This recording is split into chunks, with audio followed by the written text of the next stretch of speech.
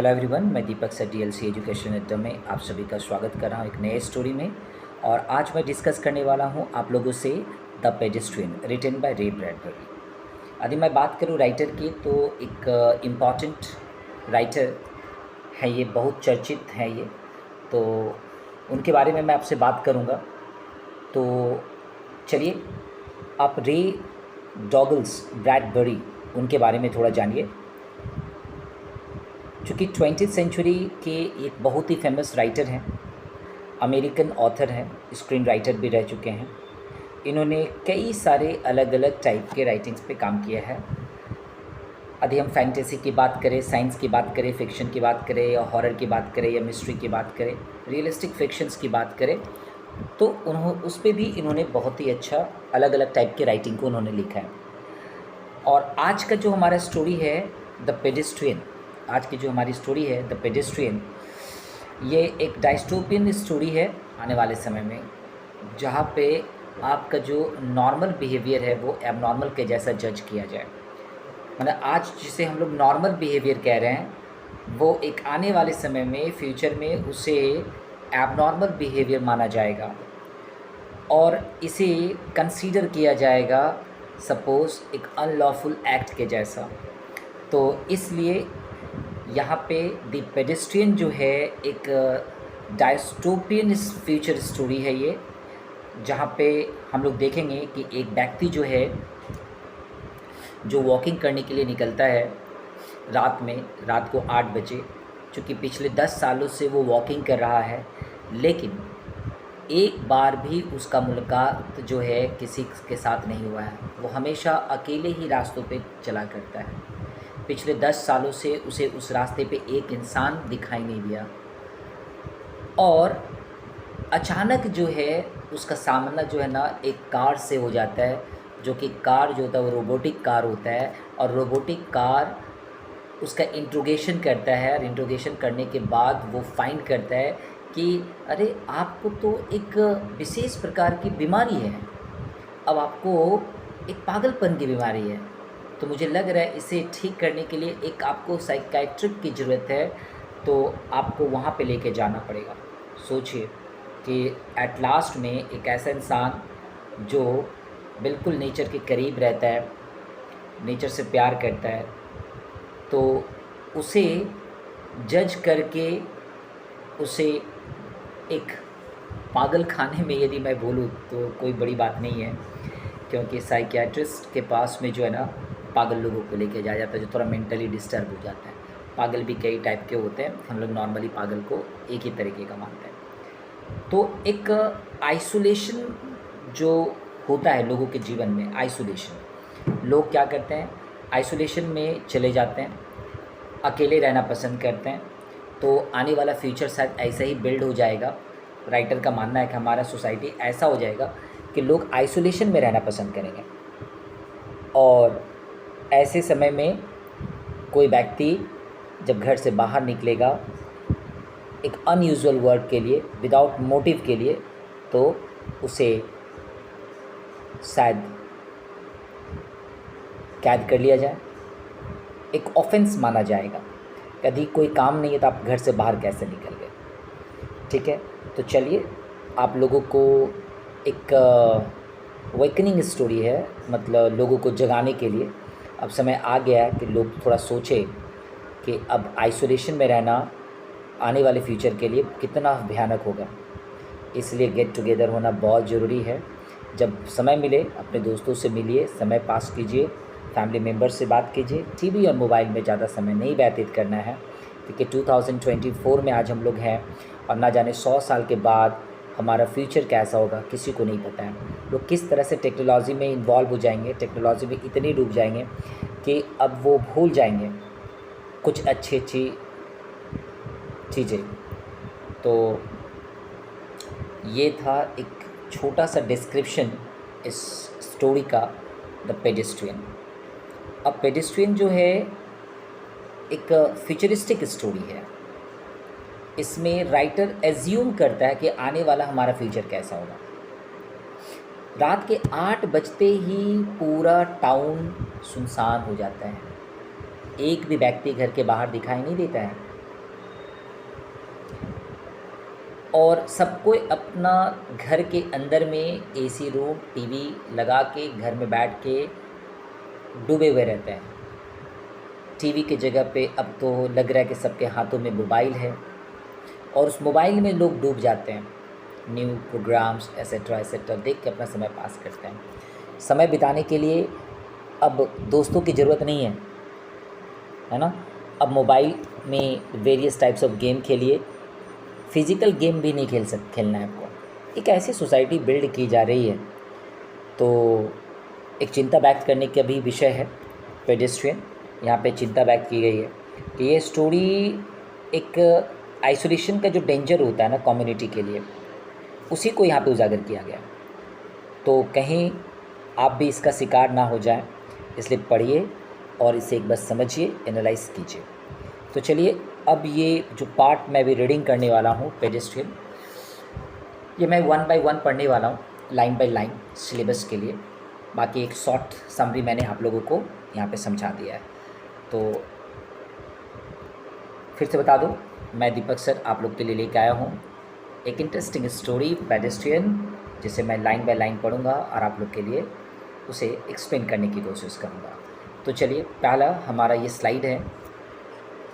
लिखा गया है, to enter out into that silence that was the city at 8 o'clock of a misty evening in November, to put your feet upon that buckling concrete walk, to step over grassy scenes, make your way, hands in pocket, through the silence that Mr. Leonard Mead most dearly loved to do a cigar. तो क्या कहा जा रहा है इसमें, इस छोटे से पैराग्राफ में क्या कहा जा रहा है? तो है तो बहुत कुछ, उसी पे ध्यान देना है। क्योंकि जो बच्चे अपने सिलेबस के लिए स्टोरी पढ़ रहे हैं, उन्हें हर लाइन पे फोकस करना होगा, तभी वो आंसर एक्यूरेट लिख पाएंगे। सो रात के 8 बजे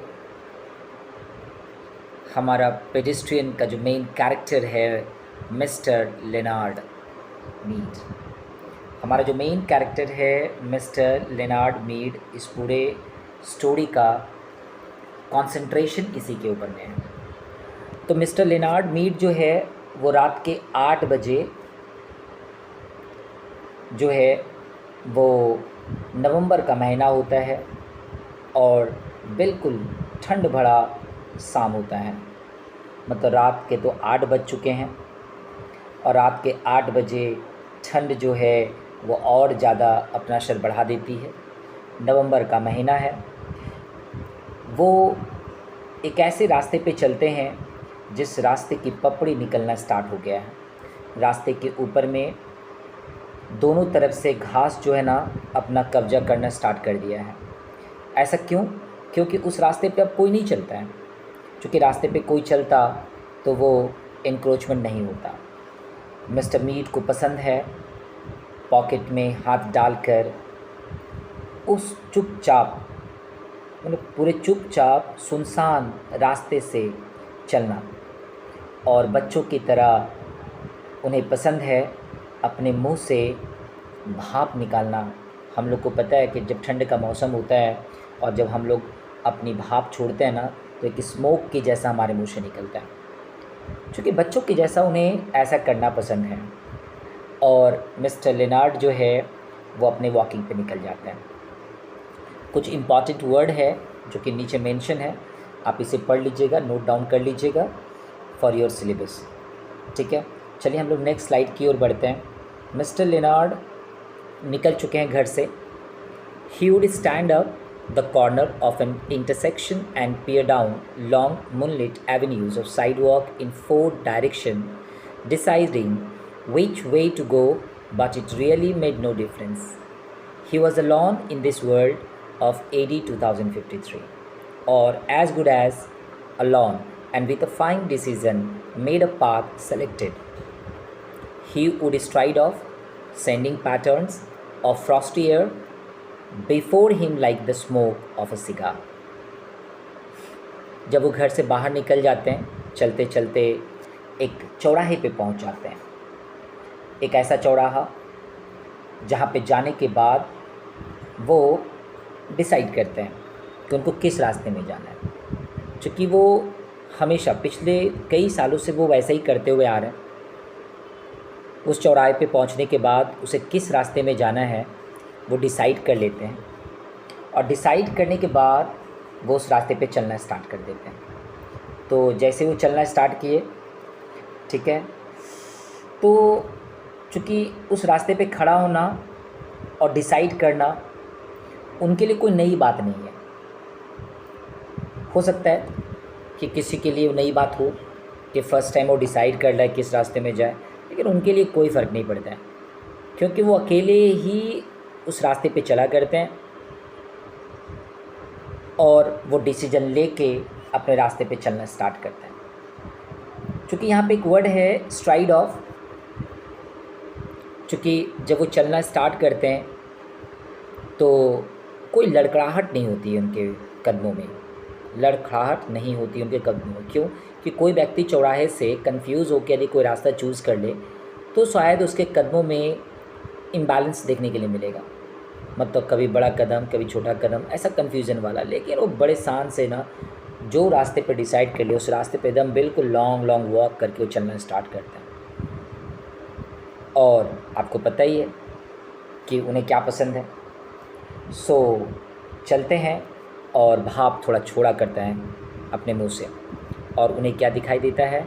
स्मोक, लाइक अ स्मोक। तो ये हमारे लेनॉर्ड मीड हैं जो अकेले रास्ते पे चलना पसंद करते हैं।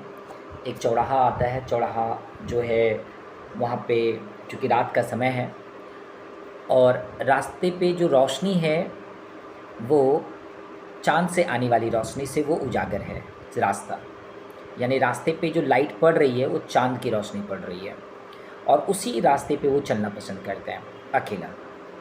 और ये समय है 2053।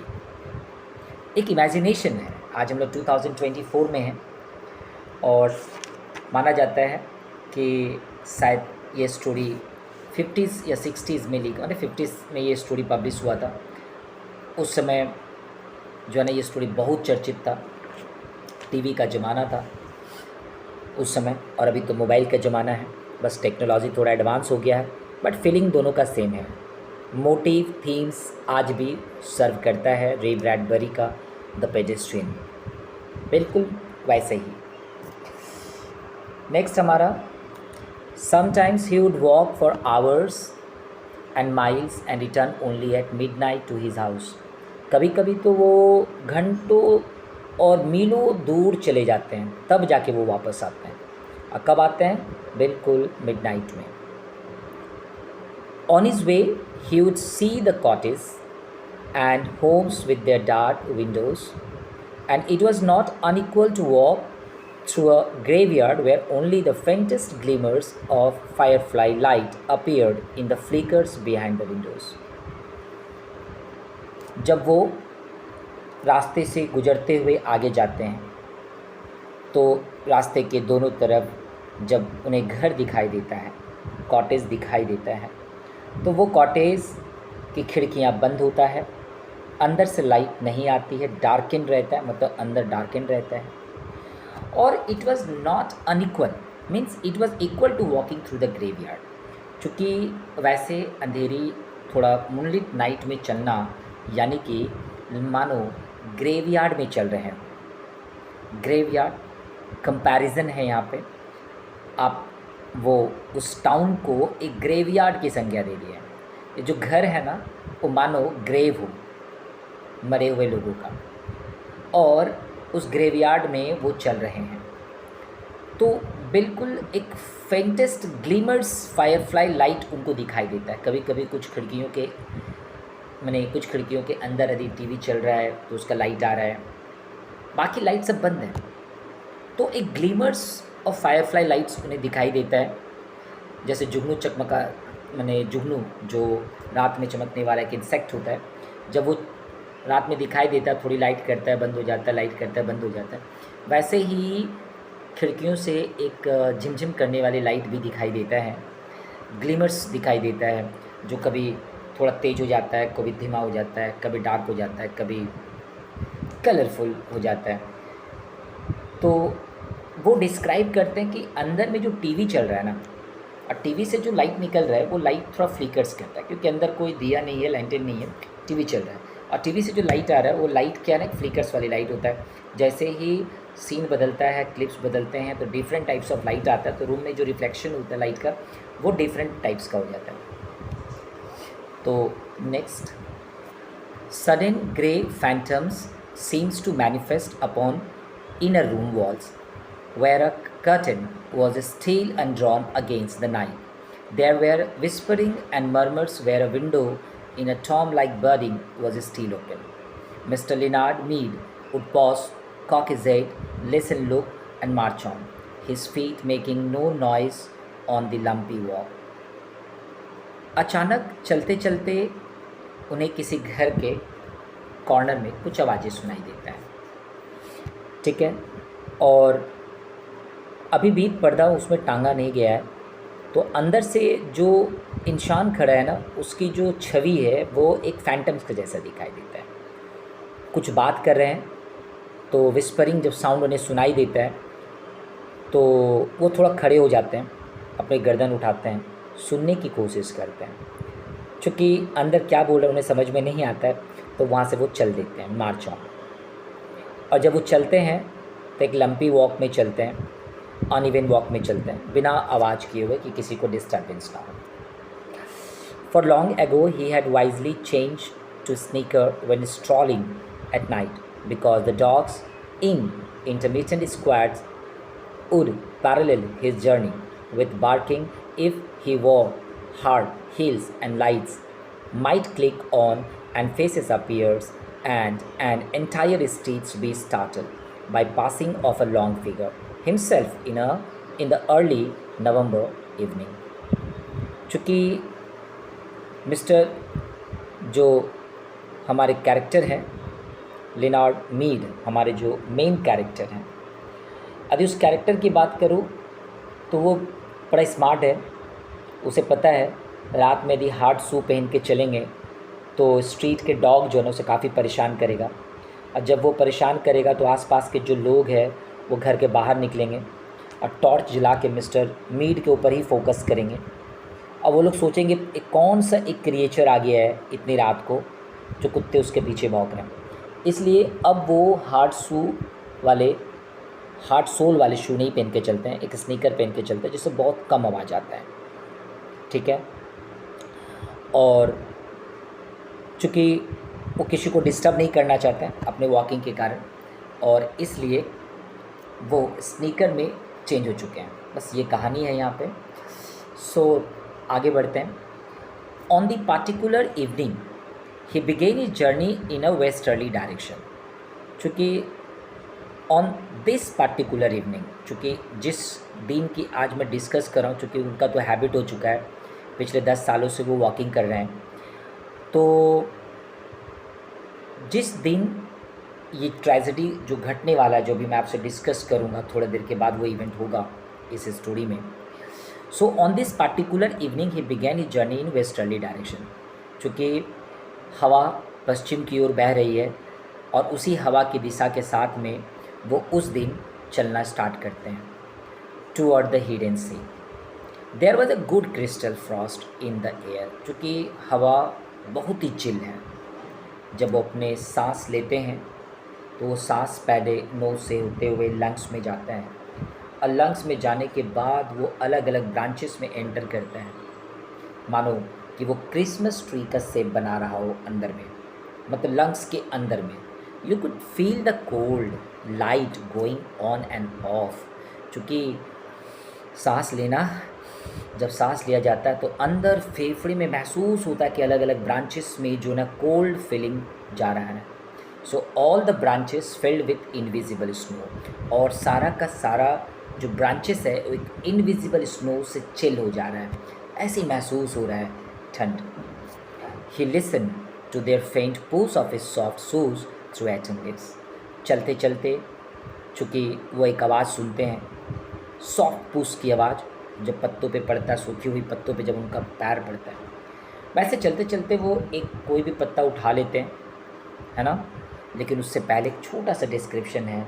Whistle a cold quite we shall between state. उस ठंड में चलते चलते उनके दांतों के बीच से एक कड़कड़ाहट की महसूस हो रहा है आवाज़। So picking up a leaf as he passed, और उसी समय वो एक पत्ते उठा लेते हैं। अब पत्ते को उठाने के बाद उसके स्केलेटन सिस्टम को जो है ना वो जांच करना स्टार्ट कर देता है। स्केलेटन सिस्टम और कुछ नहीं है, वो पत्तों पे जो वेरिएशन होता है ना, लाइन जो होता है बना हुआ, उसी लाइन को बोला गया है। फिर वो उसको उठाने के बाद थोड़ा सा स्मेल करते हैं। उससे जो स्मेल आता है ना, जो रस्टी स्मेल आता है, उससे पॉइंट बड़ा, उसे बहुत ही ज़्यादा तुम कह सकते हो इन्जॉय करता है राइटर। सो राइटर नहीं, ये हमारा जो मेन कैरेक्टर है मिस्टर लीड, वो उस पत्ते को उठा के सूंघना, उसमें जो स्मेल आता है उस स्मेल को सूंघना, ये उन्हें बहुत पसंद है। और ऐसे हमेशा वो एग्जामिन करते हैं। So examine its skeletal pattern in the infrequent lamp lights. चूँकि देख तो रहे हैं लेकिन उनके उसके ऊपर लाइट कहाँ से आ रही है, इनफ्रीक्वेंट लाइट्स आ रही है। चलिए, hello is there he whisper to every house on every side as he move. जब वो चलते हैं धीरे धीरे तो कभी कभी वो आवाज़ लगा लिया करते हैं, अरे कोई है क्या घर में, क्या कोई मेरी आवाज़ सुन रहा है? लेकिन कोई आवाज़ नहीं अंदर से आता है। तभी वो एक और क्वेश्चन पूछते हैं, क्या देख रहे हो चैनल पे, 4 नंबर, 7 नंबर, 9 नंबर? तभी वो कहते हैं, क्या कोई मूवी चल रहा है, क्या कोई सीरियल चल रहा है जहाँ पे यूनाइटेड कैवलरी मतलब यूनाइटेड सोल्जर्स अपने देश में कोई रेस्क्यू कर रहा है क्या? Where the cowboys rushing, है ना, कहाँ भागे जा रहे हैं? So United States cavalry over the next hill to rescue. तो आपको पता होगा कि बहुत सारे यूनाइटेड स्टेट्स के ऐसे मूवी हैं जहाँ पे उसके सोल्जर जो है उसके देश को बचाते हैं, अलग अलग तरीके से रेस्क्यू करते हैं। सो वो वैसे ही क्वेश्चन मजाक में पूछ लिया करते हैं, लेकिन उसकी आवाज़ कोई सुनता नहीं है। वो मस्त मौला है, अकेला आगे बढ़ता रहता है। The street was silent and long and empty, with only this shadow moving like the shadow of a hawk in mid-country. If he closed his eyes, stood every still, frozen, he could imagine himself upon the center of a plain. A wintry, windless Arizona desert with no house in 1,000 miles and only dry river beds, the streets for the company. यहाँ पे देखो describe क्या किया गया है। रास्ते कैसे हैं? रास्ते बिल्कुल साइलेंट हैं, लंबा है, खाली है, लेकिन ऐसा नहीं है। दिन के समय इसी रास्ते पे जो है ना बहुत हलचल रहती है, खूब सारी गाड़ियाँ जाता है, लेकिन रात हो जाने के बाद ये रास्ते बिल्कुल ड्राई हो जाते हैं। एक भी गाड़ी नहीं, एक भी इंसान नहीं। इसलिए वो जब अपनी आंखें बंद करते हैं तो उन्हें महसूस होता है मानो कि एरिज़ोना के कोल्ड डेजर्ट में वो आ गए हैं।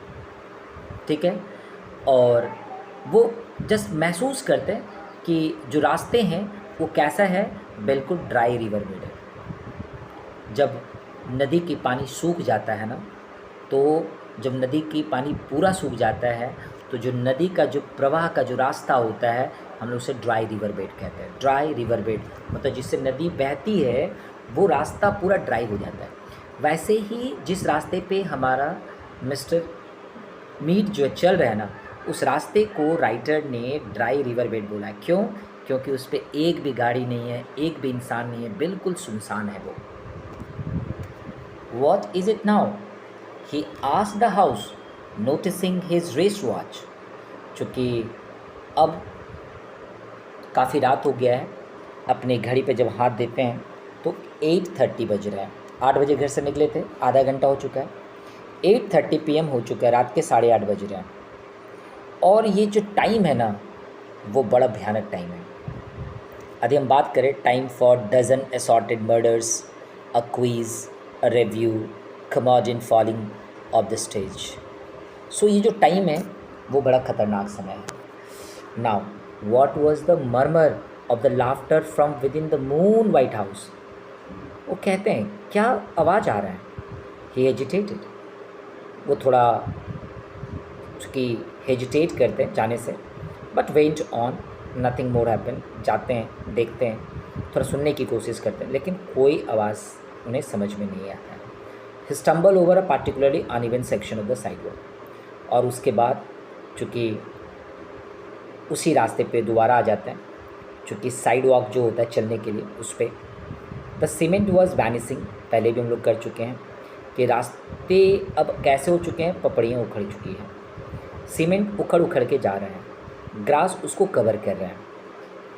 इन 10 ईयर्स ऑफ वॉकिंग, चूँकि 10 सालों से वो वॉकिंग कर रहे हैं, बाई नाइट और day for thousands of miles वो चल चुके हैं।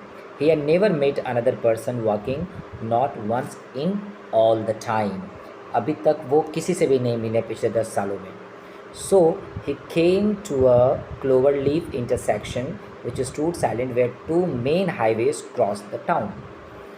अब वो एक ऐसी जगह पे आके खड़े हो गए जहाँ पे 2 हाईवे जो है ना आके मिलता है और टाउन में एंटर करता है। During the day it was thunderous surge of car, चूँकि दिन में आके यदि वहाँ पे खड़े हो जाओ तो आपको गाड़ियों का भरमार दिखेगा वहाँ पे। The gas station open, a great insect rustling and ceaselessly jockeying for position as the crab beetles, a faint incense puttering from their exhaust, skimmed homeward to the far direction.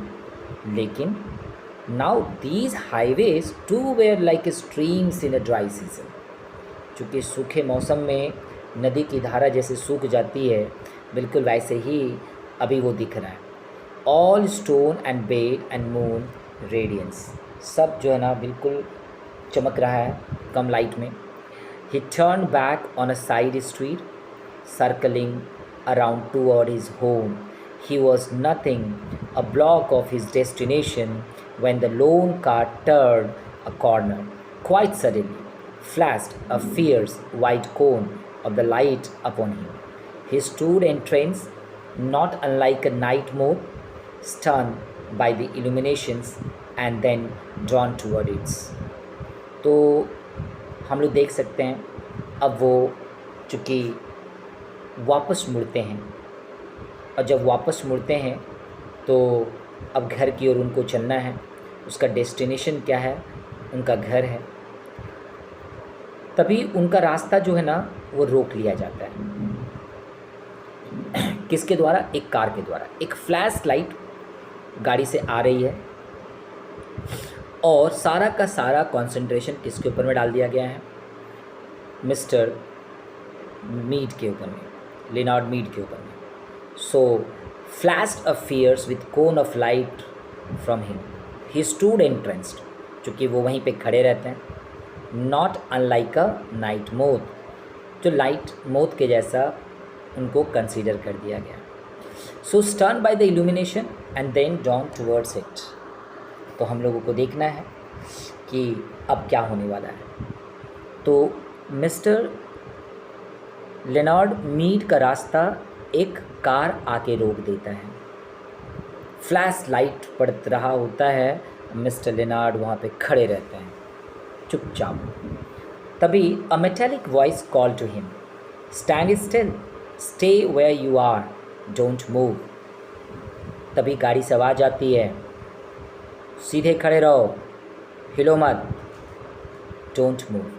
He halted, put up your hands, अपने हाथ ऊपर करो, but he said your hands up और will shoot, चूँकि हाथ ऊपर करो नहीं तो तुम्हें मार दिया जाएगा।